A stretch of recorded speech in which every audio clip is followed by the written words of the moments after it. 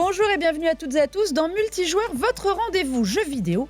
Eh bien, figurez-vous que cette semaine, on va poser les manettes, les claviers, les souris et s'en remettre à un autre accessoire de jeu, le smartphone. Eh bien oui, une émission dédiée totalement aux jeux vidéo mobiles. Oui, même dans Multijoueur, ça nous arrive. Et pour cause, on est tous arrivés à un constat. Dites donc, on parle jamais du jeu mobile alors qu'il y a plein de gens qui y jouent. Est-ce que j'ai raison, Lox ? Tu as totalement raison et tu fais bien de le dire. Pourquoi méprisons-nous ces joueurs en fait ? Eh ben justement, vous allez avoir la réponse. Et Lox, ça me fait plaisir de te voir. Ça faisait un moment qu'on ne s'était pas vu. C'est vrai, ça fait un moment. Je suis très contente. De toute façon, dès qu'il s'agit de parler de sujets autour de jeux vidéo, hardware, ce que vous voulez, je suis contente. Elle est toujours là. Très ravie. Elle va pouvoir glisser un peu de Call of Duty. Elle est encore plus ravie. Et des FPS. Face à elle, je lui ai trouvé un partenaire de jeu pour Overwatch. Ils m'ont fait l'émission avant l'émission, qui n'est pas cette émission-là, mais la prochaine, avec Patrick. Comment ça, Patrick, déjà ? Très bien, et je suis toujours heureux de pouvoir parler de tout type de sujets, y compris les mobiles, puisque figure-toi qu'il y a un Overwatch qui va arriver sur mobile aussi. On en parlera quand il sera plus Mon Dieu, j'ai mis une pièce préparé. dans la machine. Ils vont faire Overwatch. Ils vont réussir à parler d'Overwatch dans cette émission, tous les deux. En tout cas, ça me fait bien plaisir de vous avoir. On va s'intéresser, on parle souvent tous de beaucoup de sujets qui concernent le PC et les consoles. Et c'est vrai que le jeu mobile a un peu moins la cote, alors qu'on sait pourtant qu'il monte en flèche depuis plusieurs années. C'est à peu près 50% du chiffre d'affaires mondial du jeu vidéo. Excusez du peu.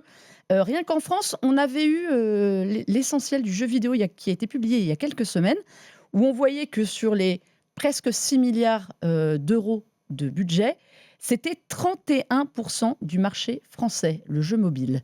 Est-ce que c'est des chiffres qui vous paraissent délirants ? C'est à peu près ce que vous voyez ? Ou Pour pas, moi, Lox ? ça fait longtemps, malheureusement, c'est pas une nouveauté. Ça fait longtemps que le mobile se place de plus en plus au-dessus. Ne serait-ce que même en termes dans l'écosystème en lui-même, on retrouve beaucoup de joueuses. Il y a encore plus de joueuses que sur les autres plateformes, là où on arrive quand même sur une parité aussi sur les autres plateformes. C'est beaucoup de joueuses, beaucoup de joueurs. Pourquoi ? Parce qu'en fait, parmi ces joueurs et ces joueuses, on retrouve des joueuses de Candy Crush. Et les joueuses de Candy Crush, en fait, c'est vraiment des générations qui ne correspondent pas, par exemple, les jeunes générations sur Roblox, qui seraient aussi des joueurs mobiles. Donc pour moi, on est complètement sur des chiffres logiques, des chiffres qui continuent à vraiment être dans une croissance fulgurante d'année en année. Et malgré tout, comme tu le dis si bien, il y a encore une zone d'ombre là-dessus. On n'en parle pas assez. Pourtant, en France, on est très jeu mobile. Patrick ? On a l'impression vraiment, enfin l'impression même pas, c'est le cas, c'est comme deux mondes parallèles. Il y a les jeux que j'appelle moi traditionnels, qui sont les jeux console et PC, qui sont un petit entre-soi, presque à la limite des jeux à l'ancienne, ou même pas forcément à l'ancienne, mais un type de joueur qui apprécie ce genre de jeu. Et les jeux mobiles, c'est évidemment du jeu vidéo, tout aussi valable et valide que le jeu traditionnel, mais qui est en grande partie, je dirais, en parallèle. Et on a l'impression souvent que ces deux mondes ne se parlent pas. Il y a des passerelles, il y a des jeux qu'on retrouve sur les deux types de plateformes. Il y a des jeux qui ont des versions du même jeu finalement sur mobile et sur console ou PC. Mais largement, si on prend les revenus générés par le mobile, je pense que la majorité vient de jeux qui sont d'une nature un petit peu différente de ce qu'on trouve généralement sur les consoles et les PC. Et il n'y a pas eu, malgré les maintenant 15 ans ou 10 ans au moins de jeux mobiles, il n'y a pas eu véritablement de fusion qui s'est opérée dans les communautés des joueurs au moins. J'ai mes théories là-dessus. Attention, il y a encore 30 minutes d'émission, il faut que tu regardes. Est-ce qu'on joue sur mobile ou est-ce qu'on joue à un jeu mobile ? Quand on sort son smartphone, c'est quoi votre réflexe à vous ? Tout dépend du jeu. Moi, je l'ai toujours vu comme tu étais en train de dire, Patrick, juste avant, il y a des jeux qui sont la continuité. Pour moi, le hardcore gamer, littéralement, vraiment ce joueur de l'extrême, il va jouer par exemple à League of Legends, il peut y jouer sur n'importe quel écosystème aujourd'hui, c'est possible, tu peux y jouer en cloud sur ta tablette, tu peux y jouer sur ton smartphone, il y a la version Wild Rift, et tu peux continuer à y jouer sur ton PC. Donc tu peux être chez toi, jouer sur ton PC, tu peux sortir et continuer ta game ailleurs sur un autre support. Donc moi, je le vois un peu comme quelque chose qui transite entre vraiment deux mondes. Tu as ces joueurs qui vont rester dans leur licence un peu phare, vraiment leur tunnel, et tu as ces joueurs ou ces joueuses qui sont en mode non, c'est autre chose. Là, je me pose sur mon mobile parce que être sur un PC, c'est sur le bureau, je suis assise et tout. Honnêtement, sur mon mobile, je peux être dans un train, je peux être allongée dans mon lit, je peux être en voyage dans une chambre d'hôtel et pareil, ou trouver un petit spot quelque part. Donc, Pour moi, c'est une autre pratique, mais c'est une pratique qui, pour moi, est aussi complémentaire parce qu'il y a toujours cet aspect de ludique, en fait, derrière ton écran. Est-ce qu'on a... Vas-y, Patrick. Non, je pense qu'il y a beaucoup de vrai dans ce que tu dis, mais il y a aussi cet aspect, ces jeux-là, comme Wild Rift, tu parles de Wild Rift, j'y ai énormément joué sur mobile et je l'adore. C'est vraiment un excellent jeu qui correspond tout à fait aux besoins, aux envies, aux attentes des joueurs un petit peu core gamers traditionnels et qui correspond à ce qu'ils veulent quand ils lancent un jeu sur console ou sur PC, parfois même plus hardcore encore. Mais je crois que pour une grande partie des joueurs et des joueuses mobiles, en fait, il y a une expression que j'aime bien qui explique un petit peu la différence d'approche entre les deux. Je pense que les joueurs traditionnels créent du temps pour jouer, se créent du temps, se réservent du temps pour jouer, et de nombreux joueurs mobiles jouent quand ils ont du temps pour passer le temps. Et donc, il y a toute une industrie du mobile, celle qui génère généralement beaucoup d'argent, qui crée des jeux un petit peu passe-temps, qui vont aller cibler des gens qui ne sont pas particulièrement joueurs, mais qui ont déjà un téléphone dans leur poche, et ils vont aller les trouver avec des jeux gratuits, faciles d'accès, et qui vont pas forcément nécessiter, au moins au départ, beaucoup d'efforts pour jouer. C'est le syndrome Candy Crush. Et bien sûr, les jeux comme Call of Duty Mobile, Wild Rift, et on pourrait en mentionner d'autres, existent. Ils servent énormément à l'Asie, où on va les gens reparler du cas asiatique, oui, voilà. justement, qui est un cas à part. C'est une énorme... Par rapport à notre façon de faire, c'est une pratique. Et en hexagone, effectivement, on a plus facilement accès à des ordinateurs, à des consoles, là où il y a d'autres territoires où le premier accès, la première facilité, c'est d'avoir un mobile. Et donc, c'est forcément la première porte d'entrée. Et c'est là où on fait le running gag de Candy Crush. Mais attention, parce que l'Asie, comme vous le disiez, l'Asie du Sud-Est, c'est vraiment vaste. Et nous, on est encore très loin de là. Donc, on était un peu surpris en voyant des chiffres. Mais c'est vrai que c'est la logique. Pourquoi ? Parce qu'en fait, tout le monde a un mobile, là où tout le monde n'a pas d'ordinateur, là où tout le monde n'a pas de console. Il y a des territoires où c'est encore moins accessible. Donc, forcément, les chiffres se retrouvent. Mais pour aller dans le sens de ce que tu disais, Patrick, est-ce qu'en France, on n'a pas ce côté un peu snobinard il y a les vrais joueurs qui sont sur console et PC, et après sur jeux mobiles, bah oui, c'est les Candy Crush, c'est tous ces petits jeux un peu ludiques qui rapportent beaucoup. On a j'ai le top 10, 20 des jeux français cette année gratuits sur mobile. On a quand même un jeu, c'est Coin Master, qui a rapporté plus de 110 millions. Je ne sais pas si vous imaginez la folie de cette somme pour un jeu que vous ne payez pas. C'est un truc de fou. Est-ce qu'il n'y a pas ce côté où les jeux gratuits, ça a permis d'amener plus de femmes ? L'argument, souvent, c'est aujourd'hui, on est quasiment à 50%, parce qu'en fait, les femmes, elles jouent sur... Ce qui n'est pas vrai, hein, mais elles jouent sur mobile. Pour certains joueurs traditionnels, mais effectivement, je vais peut-être vous laisser en parler, mais elles jouent beaucoup... Alors, plus sur mobile peut-être, mais la différence est en train de s'amenuiser sur les machines traditionnelles. Et moi, en tant que joueur de longue date, on va dire ça comme ça pour être un petit peu généreux, j'ai l'habitude de voir les jeux traditionnels être très masculins. Et j'ai été surpris, j'avoue, de constater dans les études de marché, les études des différentes organisations, que le pourcentage de femmes qui jouent aux jeux vidéo augmente. Pas seulement sur mobile comme on le pensait à l'époque, mais également partout, également sur les... Après, je pense que les chiffres ont longuement été faussés puisque généralement, nous, les femmes, en jeu, on mute notre micro et en fait, les gens n'ont pas tendance à pas savoir qui... Moi, littéralement, mon pseudo n'est pas féminin. Tout le monde pense que je suis un garçon et on me dit « thanks, bro ». Merci, mon frère. Et moi, je joue sur mon canapé toute seule depuis plus de 40 ans, ou voire avec des gens à côté de moi parce que ça me saoule le jeu en ligne. Mais est-ce que le jeu mobile, sa force, c'est pas justement d'avoir ramené vers le jeu vidéo de manière générale, des gens qui n'auraient pas joué plus jeunes ou... On dit aussi, plus jeunes, on a parlé de Roblox, il y a du Minecraft aussi, sur mobile, et des femmes ou hommes un peu plus âgés que nous, Patrick et moi, je regarde nous parce qu'on est plus vieux, et qu'on est la moyenne d'âge dépassée des joueurs. Est-ce que sa vertu, c'est pas d'avoir ramené justement des gens qui ne seraient pas venus sur console, qui ne seraient pas venus sur PC, et qui peut-être après ont envie de jouer? Alors, je ne veux pas déconsidérer le jeu mobile. il y a un terrain très glissant qui est de dire le jeu mobile, c'est pas du vrai jeu vidéo. Ouais. C'est pas ce que je veux dire, mais il y a quand même une différence entre le type de jeu qu'on trouve essentiellement sur le mobile, qui sont donc des jeux gratuits, assez faciles d'accès, qui vont être beaucoup basés sur le marketing. C'est-à-dire que pour recruter des joueurs sur le mobile, il y a un coût d'acquisition des joueurs en marketing qui est immense. Et c'est pas le même type d'expérience qu'on retrouve sur les machines traditionnelles. Donc peut-être qu'il y a des gens qui commencent à jouer sur mobile et qui sont intéressés par le type de jeu et qui vont ensuite passer peut-être même sur mobile à des jeux plus traditionnels, entre guillemets. On a parlé des FPS, des MOBA, etc. Il y en a certainement. Mais moi, je constate, après avoir eu beaucoup d'espoir, parce que moi, mon espoir, c'était on va pouvoir jouer partout sur mobile, ça va être génial. Et je constate que généralement, les joueurs de jeux traditionnels préfèrent leurs machines à la maison, qui sont plus confortables, plus performantes, au mobile. Pourquoi ? Alors, il y a plein d'explications possibles. On aime jouer connecté peut-être parfois. Il y a pas. Si tu veux jouer à The Last of Us, par exemple, il n'y en a pas sur mobile. Tu peux jouer à Wild Rift, effectivement, mais généralement, le mobile, on l'a quand on est en mobilité et il faut avoir une vraie connexion constante. Donc, dans le train, c'est compliqué. Il y a plein de petites explications qui font que, je crois, les joueurs traditionnels, entre guillemets, sont restés sur ces autres plateformes. Maintenant, il y a énormément de joueurs qui jouent sur mobile.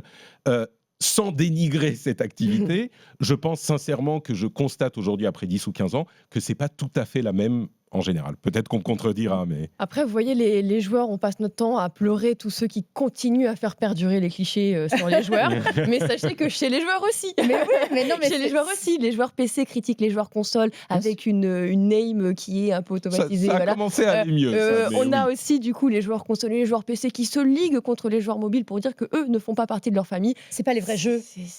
Mais c'est pas... C'est pour ça que je dis c'est un terrain glissant. Est-ce que vous jouez sur mobile, vous Oui, deux, par complètement. exemple Oui, ouais, mais tu pas joues au à même quoi jeu. Alors, même jeu. Voilà. Je suis top 26 Zira et dans le top 100 du serveur Wild Rift Zilean. Donc beaucoup de Wild Rift actuellement. Wild Rift, effectivement. Typiquement, de MOBA. Mais j'avais essayé avant ça quand même Arena of Valor, un petit peu tous les précurseurs, parce que de toute façon, c'est la même maison, c'est Tencent. Ouais. Dans tous les cas, on repère de toute façon en lançant le jeu, tout est assez similaire. Après, évidemment, j'ai testé tout ce qui est Gang Beats, les Brawl Stars, tous les cousins comme ça, un petit peu. Très très bon, les jeux Supercell. J'ai vu à quoi ça ressemblait. Évidemment, je suis tombée dans la faille française vaudou avant le rachat, parce que oui, comme tu disais, en fait, t'as un petit peu de temps. Bah voilà, c'était le petit jeu que tu allais glisser. Donc moi, je suis malgré tout. J'ai un PC, je joue clavier souris. J'ai une console, je joue manette. Et à côté, j'ai un mobile et j'y joue aussi. Donc c'est pour ça que je n'arrive pas à être C'est intéressant, tu restes dans la même logique de jeu. Oui, toi, non. Tu as tendance... Ouais, non, mais tu restes dans une approche de jeu un peu similaire à ta consommation souvent. Oui, mais ça veut dire qu'ils existent. Non, mais c'est bien. Non, mais c'est ça qui est intéressant. Parce que typiquement les jeux voodoo. Oui, c'est un peu le même style. Ouais, c'est un peu là, c'est OIO, Paper.io, tous ces petits jeux que vous avez peut-être vu passer. Je joue beaucoup à des FPS, donc les jeux de tir, les Counter-Strike, les Call of Duty. Il existe Call of Duty sur mobile. Ouais. Je ne peux pas. Parce que t'as fait Warzone, t'as fait mobile et t'aimes pas les deux, et PUBG, tout ça. J'ai essayé Apex Legends, j'étais une grosse joueuse Apex Legends, donc je me suis dit tiens c'est super, c'est sur Switch, c'est sûr, il y a le crossplay, il y a le cross-save en plus, c'est pratique, c'est bien. Mais c'est vrai que pour les FPS par exemple, c'est peut-être la seule discipline sur laquelle j'ai du mal à passer aujourd'hui. Là où j'aime bien les MOBA, mais c'est vrai que ça me dérange moins. C'est très bien fait quand même. C'est très intuitif, c'est très simplifié. C'est une porte d'accès à League of Legends que je recommande pour les joueurs qui parfois ont peur de passer sur le PC.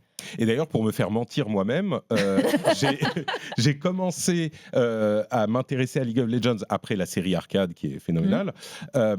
Et je me suis lancé sur Wild Rift. Et du coup, je m'y suis intéressé avec ma communauté. On a commencé à en discuter. Et je suis passé sur League of Legends sur PC aussi. Et je joue aux deux de temps en temps. J'ai des périodes. C'est vrai que tu nous avais raconté ça, que c'est Arcane qui t'avait fait aller sur League of Legends. Ouais. Il y a quand même un atout, et je pense quelque chose que le jeu mobile a apporté et qui a fait basculer le jeu un peu plus traditionnel, on va dire, c'est le côté monétisation. Ça, on ne peut pas passer à côté. Le modèle éco du jeu mobile, avec les systèmes de microtransactions, de Battle Pass, voilà, merci, pas Season Pass, le free-to-play, en gros, où tu passes plus de temps à payer qu'autre chose, ça a aussi révolutionné le jeu mobile et par extension, le jeu vidéo. Est-ce que vous savez que 1 à 2% des joueurs mobiles font la majorité du revenu? Alors, quand je vous ai montré tout à l'heure Coinmeister avec ses plus de 100 millions de revenus sur l'année, on a Monopoly Go aussi qui est un jeu, les Candy Crush, des choses comme ça. Et après, vous avez tous les jeux un peu plus classiques, les Genshin Impact, les choses où on va payer. Ça, c'est quand même une révolution, bonne ou mauvaise, on se place où on veut, qu'a apporté le jeu mobile. Comme je disais tout à l'heure, le mobile, c'est un appareil qui peut faire du jeu vidéo que tout le monde a dans sa poche. Et je pense que ça oriente aussi la stratégie des développeurs de jeux, qui va essayer de convaincre des gens qui ne sont pas forcément habitués à jouer aux jeux vidéo à venir essayer le truc. Si on leur dit, il faut payer même 10-15 € à la base pour tester, ils vont peut-être pas être susceptibles de le faire. Par contre, si le jeu est gratuit, ils vont installer le jeu et commencer à jouer. Et puis après vient la surprise de... Il y a un modèle économique qui est très présent sur mobile, qui est moins présent, parce que des free-to-play, on en a partout. On parle de League of Legends, de Fortnite. Ils sont aussi mais ça a généralisé. C'est vrai que les premiers juste sur un point, il y a un modèle de monétisation qu'on retrouve sur mobile qu'on retrouve vraiment pas ailleurs, c'est les systèmes d'énergie. C'est-à-dire que on peut jouer tant de temps, et si on veut jouer plus, il faut payer pour rajouter de l'énergie. Ça, c'est très propre au jeu mobile, c'est très emblématique. C'est très incitatif, c'est vraiment le côté rétention et le mauvais côté. Le support ne permet pas un prix d'acceptation aux gens, c'est-à-dire que si tu veux leur vendre un jeu à 15 €, le prix d'acceptation sur le support mobile ne sera pas le même qu'un jeu avec une durée de vie de 8 à plus de 8 heures sur Steam, par exemple. C'est vrai que là-dessus, ça redescend et il y a beaucoup de gens qui ne sont pas prêts à investir dans un jeu mobile. En revanche, ils vont mettre 4 fois plus que les 15 € qu'ils n'ont pas voulu mettre dans ce jeu de base. Sur du long terme, justement, parce qu'en fait, c'est des micro-transactions qui seront implantées tout au long du temps où ils vont utiliser le jeu. Un jeu qui a cartonné pour ça, pour moi, c'est le Pokémon TCG, Pokémon Go. Pokémon Go aussi, Pokémon TCG, là, le Pocket. Pokémon, oui. Dans l'incitation terrible à mettre plus de sous, moi, j'avais autour de moi des gens que ça rendait dingue. Je voyais des gens lâcher des 70 € pour obtenir des OOX. Et ce qu'ils ne feraient pas sur un jeu de console ou PC. Et là, d'un coup, le 70 €, 80 €, les jeux vidéo, ça, voilà quoi. Les gachas, les trucs comme ça, c'est quand même du délire. Et c'est là la force du mobile, c'est que vraiment, on ne se rend pas compte des sommes qu'on dépense quand ce sont toutes petites et parsemées dans le temps, par rapport à une somme qu'on lâche comptant en une seule fois. Rien que les images là de Pokémon TCG, ça m'angoisse. Ce truc. Je voyais déjà les gens jouer aux cartes normalement. Et je suis admirative parce que ça a l'air d'être un truc... ils deviennent fous dedans, mais là, super. Sur mobile, quand j'entendais autour de moi, non mais attendez, là c'est l'heure d'aller ouvrir mon paquet de cartes. C'est bon, ça fait 24 heures. Il me reste combien de sabliers? Je suis admirative, mais voilà. Il y a beaucoup de... On parle de ces aspects, et il a beaucoup été écrit sur le sujet, mais les systèmes de monétisation des jeux mobiles, maintenant je pense que ça s'est réparti un petit peu partout, mais ils sont conçus par des développeurs, par des financiers et par des psychologues. Vraiment. Il y a une c'est Liaodan. On avait ce nom tous en tête en même temps. Mais oui. Il y a effectivement une construction qui est faite de la quantité de lumière et de petites paillettes qui vont apparaître, l'attractivité visuelle, sensorielle, qu'on peut effectivement retrouver dans certains aspects d'autres jeux, mais là c'est vraiment la focalisation dessus. Combien de temps on va avoir une expérience de jeu gratuite avant de mettre une somme proposée, etc. C'est complètement calibré. Mais la monétisation, voilà. Le faux gratuit qui vous coûte plus de sous. Quand c'est gratuit, c'est vous le produit. C'était une phrase de je ne sais qui, mais... Après, si on veut se faire un petit peu l'avocat du diable... Patrick, combien t'as mis dans les jeux? Non, alors très peu, figure-toi. Moi, je fais partie des gens qui payent très, je ne vais pas dire rien, parce que ça serait faux, mais dans les jeux mobiles... peut-être 1 ou 2 fois dans Wild Rift en genre 5 ans. Mais en plus, on peut récupérer... En fait, moi, c'est ça aussi. Faut être intelligent. Soyez intelligent. Prenez les failles. Exploitez les failles. Non, parce que, par exemple, sur Wild Rift, vous pouvez donc évidemment vous acheter des skins, mais en fait, en jouant, en étant assez fidèle, en complétant assez de missions, vous allez récupérer aussi des choses. Donc, peut-être pas celui que vous vouliez de base, ça sera aléatoire, ça vous tombera dessus, mais... moi, j'ai récupéré énormément. Quand on joue beaucoup, aussi, tu vois... j'en ai beaucoup de skins. Mais du coup, si je veux me faire un tout petit peu l'avocat du diable, comme j'en ai l'habitude, comme je le disais. Comme t'aimes bien. ces modèles de monétisation permettent également à des gens, à l'ensemble de la communauté, de jouer gratuitement. Je veux dire, c'est vrai qu'après, on a cette sorte de FOMO, de fear of missing out, parce qu'on n'a pas le Battle Pass, on n'a pas la skin qu'on voudrait avoir ou tel type d'objet. Même un personnage dans Wild Rift ou dans un jeu qu'il faut payer. Mais quand on peut quand même jouer au jeu entièrement gratuitement pendant aussi longtemps qu'on veut. Donc, que ce soit sur mobile ou sur les plateformes traditionnelles, ça permet aux gens de jouer sans débourser un sou. Et le combat, entre guillemets, la controverse passe de... est-ce qu'il faut manipuler les gens ? Bon, encore une fois, ces systèmes d'énergie ne me plaisent pas du tout. Il n'aime pas. Pour les pousser à payer un Battle Pass, par exemple, ce qui est moins nécessaire que l'énergie, un Battle Pass ou des skins, c'est vrai qu'on peut se poser la question de la manipulation psychologique là-dessus, mais l'autre alternative, c'est il faut payer un jeu 60, 70, 80 € pour pouvoir jouer tout court.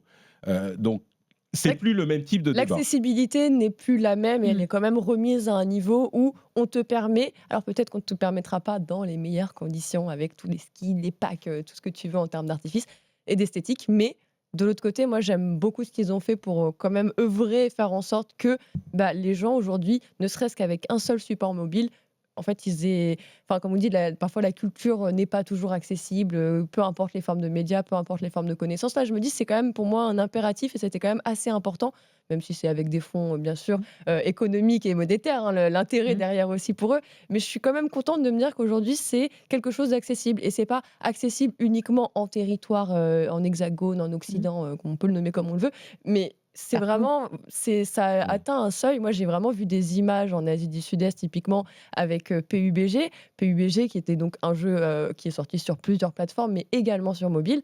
Et de la puissance et l'impact que ça avait en Asie du Sud-Est, c'était vraiment de voir des mères de famille poser dans la rue, faire un top 1, se lever en mode winner, chicken dinner, quoi. T'es là, tu te dis. Mais, et puis en plus, des fois, ils aiment bien parce qu'ils ont souvent, leur mobile, c'est des tablettes qui sont un peu grandes, qui portent autour du cou. Donc vraiment, ils sont là en grosse tablette et tout. Et ça, tu te dis, mais c'est fou parce que nous, on est tellement formatés dans notre société actuelle. À quel moment on s'imagine croiser mais ça viendra. Nos générations vont vieillir, elles vont être amenées aussi à aller au parc à enfants et on va commencer à avec ta tablette et ta poussette. Tu surveilles plus ton enfant, tu surveilles ton jeu. Je dois avouer que j'ai eu des moments où, accompagnant les enfants, peut-être que je me suis isolé un moment. Et, pour faire j'ai lancé une alors partie que tu pourrais jouer avec les enfants. Non mais soit ton Roblox. mais j'avoue que moi, je suis le pigeon, je ne vais pas dire pigeon, mais je me fais avoir par toutes les pubs, parce que ça, c'est une force du mobile. C'est ces pubs sur lesquelles vous pouvez jouer une partie du jeu. Et qui ne sont pas le jeu. Et qui ne sont pas le jeu. Je suis, alors pas toutes, mais j'avoue, ça m'horripile quand on te laisse pas finir la partie qu'on t'a proposée. Non, mais c'est ça. Quand on parle de coûts d'acquisition immenses en marketing, mais la rétention est énorme. De mécanismes psychologiques pour tu vois. Mais c'est un traquenard. Et puis tu te dis, je veux continuer, donc tu télécharges. Bon, parfois ça m'énerve, je télécharge pas. Mais en revanche, je vais payer. On en reparlera. On va en parler. Les beaux petits jeux. Ah oui. Et parce qu'on a parlé de Genshin Impact sur le côté gacha qui abuse un peu des trucs. C'est un très beau jeu. Il est magnifique. Genshin Impact, il faut reconnaître. Il y a des jeux très très beaux. Alors, on parlait là, tout ce qu'on dit, ça ressemble quand même beaucoup. On comprend que le Fortnite avait tout compris au modèle mobile. Quel précurseur. Mais Fortnite, ils ont aussi réussi à faire un très beau jeu mobile, console et tout ce que vous voulez derrière. Mais Genshin Impact, Hoyoverse, les jeux sont splendides. Moi, j'avais adoré Monument Valley. C'est-à-dire qu'il y a aussi des jeux qui sont pensés, qui sont designés pour être des jeux qui après sortent souvent sur console, mais beaux sur mobile. Ça, moi, je paye facilement. Souvent, c'est quoi ? C'est 4-5 €. Alors, c'est pas des jeux très très longs. Mais le mobile est aussi capable aujourd'hui de fournir pas que des Candy Crush, pas que des trucs. Il y a des vraies expériences. Il y a des vrais très très beaux jeux. Vous avez entendu parler de Lifeline? Alors ça date, ça date, mais et là je sais qu'il y a alors j'ai oublié le nom du jeu, pardonnez-moi. C'est des étudiants qui ont sorti un jeu mobile qui a été récompensé là dans des awards, une grande compétition internationale. J'ai oublié le nom, pardonnez-moi. Mais j'ai vu passer il y a longtemps. Mais il y a vraiment des vraies histoires et des vrais jeux. Moi je sais que je joue à Lifeline. Typiquement c'est une personne qui est isolée, qui part, c'est un astronaute grosso modo qui part s'isoler et tout ça. Et en fait vous maintenez la communication et vous essayez de répondre à un besoin. C'est un peu vous envoyez Apollo ce que vous voulez sur la Lune et vous êtes, là, le contact sur Terre à essayer d'arranger les choses et de veiller à son bien-être. Et en fait, Il y a des vrais petits jeux simple, narratifs. mais Bah oui. en fait, c'est de temps en temps, j'avais ma notification, il fallait que j'aille m'en occuper, j'avais cette urgence. C'était une expérience mobile et c'est rare, j'en ai pas eu énormément des comme ça, mais c'est bien de le préciser parce que ça existe. Est-ce qu'en game design, justement, Patrick, il n'y a pas un effort qui est fait ces dernières années pour avoir des vrais petits jeux? Alors, je vais faire plaisir à Marie qui est en régie, parce que Marie, j'ai vu passer Harry Potter derrière en jeu. Parce qu'il y a aussi sur le jeu mobile des licences qui viennent. Après, on a des UX qui sont redesignés pour. Il y a un effort quand même qualitatif qui est fait depuis quelques années sur le jeu mobile. Moi, Pourquoi? je pense que Pour attirer d'autres joueurs depuis toujours. Ce qu'on perçoit peut-être un petit peu moins dans nos discussions de grands spécialistes, c'est que la plateforme mobile est une plateforme informatique comme n'importe quelle autre et est tout à fait apte à recevoir des jeux de qualité comme n'importe quelle autre. Donc après, il y a la manière dont le public reçoit différents types d'expériences, mais évidemment que quand on a un public, une audience potentielle de plusieurs milliards d'utilisateurs, et une facilité d'accès à ces joueurs, évidemment que les développeurs vont essayer des choses sur cette plateforme aussi. Et ça va d'un jeu extrêmement simple, extrêmement microtransactionnisé, à des expériences complètement artistiques, comme celle que tu mentionnes, qui sont des tentatives, des essais de développeurs pour la plateforme. Parce que c'est en train de me dire, parce que c'est vrai que si on compare League of Legends et Wild Rift visuellement est plus beau. Et d'ailleurs, on a même des skins, on a des assets, des collaborations qui ne sont faits que sur Wild Rift. C'est-à-dire qu'on a les mêmes skins que sur LoL, mais on a des skins supplémentaires que LoL n'a pas, enfin que League of Legends ne possède pas dans son launcher sur PC. Et du coup, là, typiquement, il y a une collaboration avec Porsche et Wild Rift qui s'associent et qui font une collaboration avec Kai'Sa, il me semble. Et du coup, donc elle a sa Porsche qui arrive que tu peux personnaliser et tout ça. Tu peux acheter une Porsche dans le jeu. Enfin, genre... Tu l'attends pas devant chez toi après. Hein. C'est ce que j'ai regretté. Non, mais je vous disais ça parce qu'il y a ça garde les codes du mobile. C'est-à-dire, voilà, comme tu dis, il y a la progression quotidienne. On peut même parfois faire mieux, plus simplement. Peut-être que ça coûte même moins cher. Je sais pas à quel point. Il y a des vrais studios, mais c'est juste. La plateforme est complètement valide, et en particulier en Asie, où ils sont très très mobiles parce qu'ils n'ont pas aussi facilement accès aux autres. C'est une plateforme qui est la plateforme de développement de jeux vidéo principale. Maintenant, les jeux dont tu parles, quand on parle de Monument Valley ou ce genre de choses... Alto's Adventure, des choses comme ça, qui sont des beaux jeux, des jeux soignés, je veux dire, sur mobile. C'est peut-être un petit peu plus rare que les autres, parce que c'est des jeux qui ont moins de... comment dire ? C'est pas des jeux comme on va avoir des jeux indépendants. Voilà, c'est un petit peu le jeu indépendant sur mobile. Oui, c'est ça, tout à fait. Comme on a le jeu indépendant artistique sur PC ou même sur console. Mais ça existe complètement, oui. Et je trouve qu'il y en a de plus en plus. Et alors, souvenez-vous juste, c'était un peu un petit clin d'œil qui était marrant, du jeu Beast, qui était ce jeu mobile multi, qui a fini dans les 3 finalistes des Pégases l'année dernière, pas l'édition de cette année, l'année précédente. Voilà, c'était aussi une façon de récompenser. J'avoue, c'est plus rare. Tu parlais du jeu indé PC. Moi, je trouve qu'il y a aussi les PC et les consoles qui regardent le jeu mobile de plus en plus comme alliés plus que rival. On voit beaucoup plus de jeux, au-delà de la qualité des jeux qu'on a. On voit aussi de plus en plus de jeux qu'on a eu sur console, avec du retard, qui arrivent sur mobile pour aller gratter les gens qui y sont. Parce qu'il y a de plus en plus de joueurs mobiles qui délaissent peut-être un peu la console et le PC. Ça, je sais.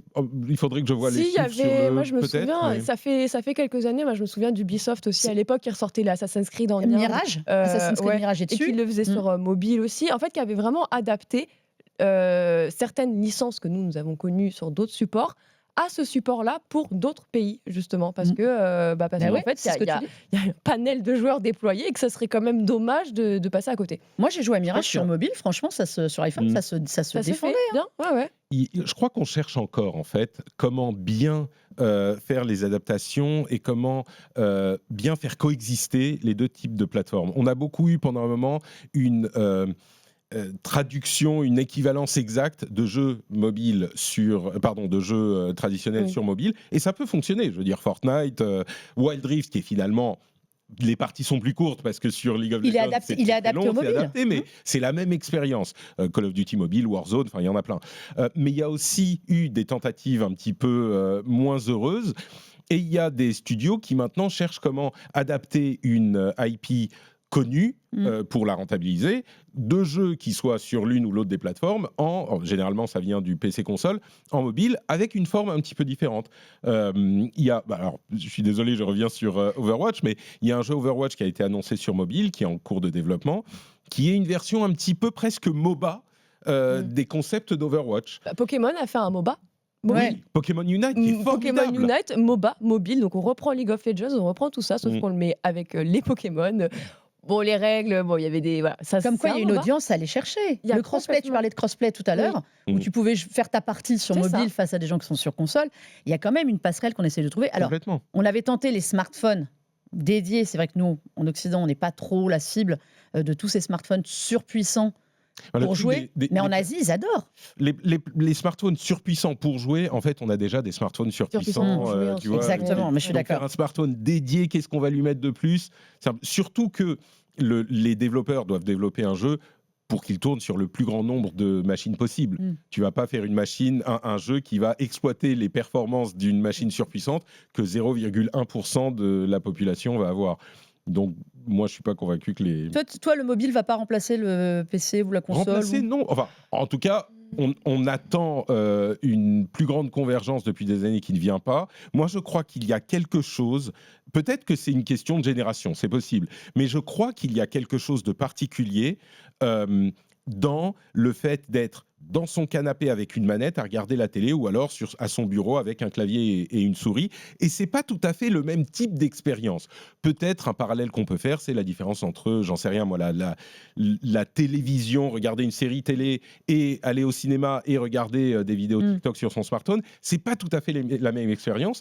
Et je pense qu'il y a une place dans l'univers du jeu vidéo qui est importante pour les expériences véritablement console dans le canapé, PC sur le bureau, qui va pas être remplacé par le mobile. Maintenant, le mobile continue à évoluer, est un marché immense, a des opportunités immenses, peut-être qu'il va continuer à croître, mais je pense pas que l'un va remplacer Et l'autre. toi, tu as la 5G, tu as aujourd'hui le cloud gaming, on parlait du cloud gaming, ça permet de jouer aussi sur mobile. C'est quoi, une question d'ergonomie là? Il y a une autre dimension aussi et qui touche à l'économie aussi du jeu, il y a la dimension compétitive parce que l'e-sport existe. Eh ben, j'allais y venir à l'e-sport, tu vois. Les grands esprits se rencontrent. Mais non, mais parce que tout ça, parce que vous êtes deux grands spécialistes, e-sport aussi, et en effet, l'e-sport, on voit énormément de compétitions où ils sont sur tablette ou sur mobile pour jouer au tennis ou pour jouer à des jeux qui demandent quand même des réflexes, une latence à minima. On se dit que sur un petit format, même s'il joue pas- Non, mais c'est ça, l'ergonomie. C'est pour ça que je vais te demander, est-ce que l'ergonomie est aussi un frein au développement du jeu sur mobile? Non, puisque en fait, la pratique se fait déjà depuis longtemps. Elle est étudiée. Alors évidemment, j'ai pas besoin de me mettre comme ça pour que vous voyez. Évidemment, si vous jouez comme ça avec la tête baissée, effectivement, en termes de carrière pro, il y a un moment, ça va être limité. Je recommande l'activité physique régulière à ces joueurs. Non, justement, ça a été étudié. Ils ont vraiment des socles et tout qui sont adaptés. C'est mis en avant. Ils ont un double écran aussi pour avoir un retour là-dessus. Donc non, c'est plutôt bien fait, c'est plutôt et c'est surtout ça fonctionne et on s'en rend pas compte. Là, il y a des chiffres qui sont sortis il y a quelques jours, il y a quelques semaines, mais par eSport Charts qui revenaient sur les eSports les plus visionnés, les plus regardés à travers le monde. Et là, on pourrait penser que League of Legends et Counter-Strike sont au sommet de la planète. Eh bien, pas du tout. Ils sont très très largement écrasés par une licence qui s'appelle Mobile Legends et c'est donc un peu un League of Legends arène, un MOBA encore sur mobile, détenu par Tencent là aussi. Et c'est, quand je vous dis, c'est pas une fois, deux fois, on est au-dessus. On peut prendre plusieurs disciplines, les cumuler, et on n'arrive toujours pas aux plusieurs cinquantaines de millions qu'atteignent justement ce jeu-là. Et ça a outré beaucoup de personnes, bien sûr, en Europe et autres, parce que comment ça, on n'est pas le centre du monde? Comment ça, on ne représente pas l'average world? Quoi, l'e-sport peut aussi se faire sur mobile? Quoi, il y a des gens ailleurs qui regardent autre chose, quoi. Et c'est vraiment ça. Ils se disent, ah ouais, mais regardez, c'est que l'Asie. Bah, mais en fait, il y a beaucoup d'habitants en Indonésie, en Asie, en Russie, et ailleurs, sur les territoires aussi américains. ce sont des pratiques, elles se sont par exemple, Crossfire, c'est pas un nom qui parle à beaucoup de gens ici. Et pourtant, quand vous voyagez à travers le monde, si vous dites Crossfire dans d'autres territoires, c'est tout le monde qui s'allume autour de vous. C'est un phénomène. Moi, j'ai vu la compétition Summoners Wars. Ils avaient fait une étape à Paris. Donc, c'est un jeu sur mobile.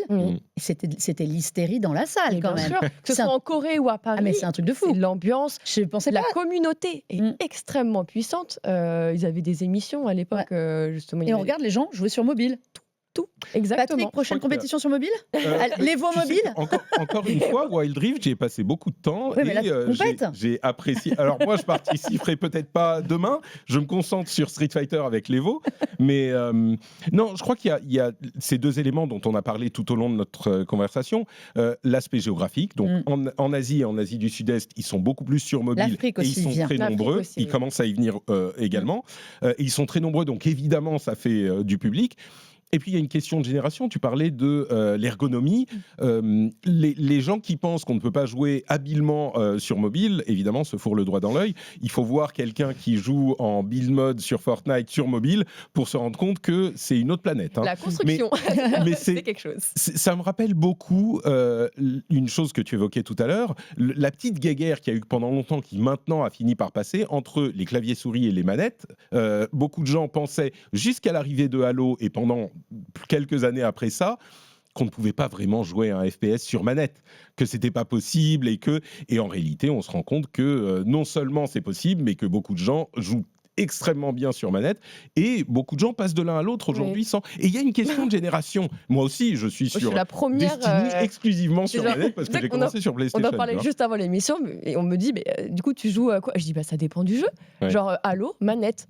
Counter-Strike, évidemment que je vais jouer clavier souris. Et après, tu mets sur Call of Duty, qu'importe. En fait, faire les deux. Mais en fait, c'est ça, il n'y a aucun problème. C'est la polyvalence même. Non, mais j'ai l'impression que. Après, ça dépend aussi de son historique et de son passif avec les jeux vidéo. Moi, j'ai eu un PC tout de suite, donc forcément, j'étais tout de suite habituée clavier souris, à viser, à me déplacer.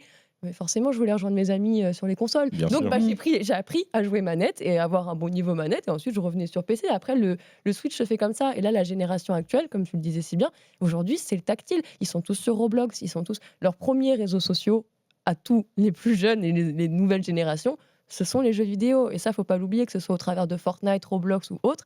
C'est leur réseau social numéro 1. Tous les déplacements, le fait d'être en vocal, d'écrire, viser, se déplacer, ils ne le font plus que comme ça. Donc moi, là où j'ai un problème avec Call of Duty, où j'arrive pas en tactile, je me rends parfaitement compte que les autres, ce ne sera pas leur cas. Ce sera bien sûr.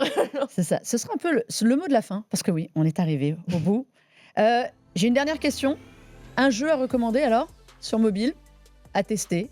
Vous allez me dire Wild Rift, tous les deux. C'est ça, je recommande le jeu auquel je joue le plus, évidemment, c'est Wild Rift. Qui mérite d'être fait sur mobile. Qui mérite d'être... Lifeline, alors. Lifeline. Comme ça va changer. Patrick? J'ai du mal à pas dire Wild Rift, j'ai passé tellement de temps. Je te laisse. C'est vraiment la preuve qu'on peut avoir une expérience qui va plaire aux plus core gamers d'entre nous, sur mobile aussi, ce dont beaucoup d'entre nous doutent parfois. Donc moi, je recommande. Toi, tu restes sur Wild Rift. Voilà. Moi, j'allais vous dire Monument de Vallée pour ceux qui seraient passés à côté, parce que je trouve que l'intérêt aussi du jeu mobile, c'est ces jeux un peu de casse-tête et de réflexion. Quelqu'un qui est passé à côté de Monument de Vallée? Eh bien, je ne sais pas, et franchement, ils ont tort. Voilà, c'est l'occasion de... C'est pour ça, je rappelle. Merci beaucoup à vous deux pour vos éclairages sur le jeu mobile. Lox, on te retrouve où? On me retrouve sur ma chaîne Twitch, sur mes réseaux en général, du Insta, du TikTok, on est un petit peu partout. Sur Call of surtout. Et sur Counter-Strike avant tout, le plus grand jeu de tous les temps. Ouais, on l'attend sur mobile maintenant, vraiment. Patrick, merci beaucoup d'avoir pris du temps. Avec plaisir. On te retrouve aussi dans le rendez-vous tech et le rendez-vous jeu. Tout à fait, en podcast. Toutes les semaines. Dans vos apps de podcast, toutes les semaines, l'actu en 1 heure, 1 heure et demie parfois. Chaque semaine, effectivement, sur toutes les plateformes de podcast. Et voilà. Et comme nous aussi sur podcast, vous pouvez réécouter cette émission donc sur votre mobile entre deux parties, en multidiffusion sur la chaîne Tech & Co, sur la chaîne YouTube BFM Tech et le site BFM Tech, ainsi que sur la plateforme RMC BFM Play. Oh, on est arrivé. Et figurez-vous que la semaine prochaine, on aura une petite surprise jeu pour vous. Voilà, on est allé tester un jeu qui sort bientôt, qui devrait plaire à pas mal, rappeler des souvenirs à beaucoup. Si ça, c'est pas du teasing, écoutez, rendez-vous la semaine prochaine. Allez, en attendant, jouez bien sur mobile, console ou PC, comme vous voulez. Allez, à très vite.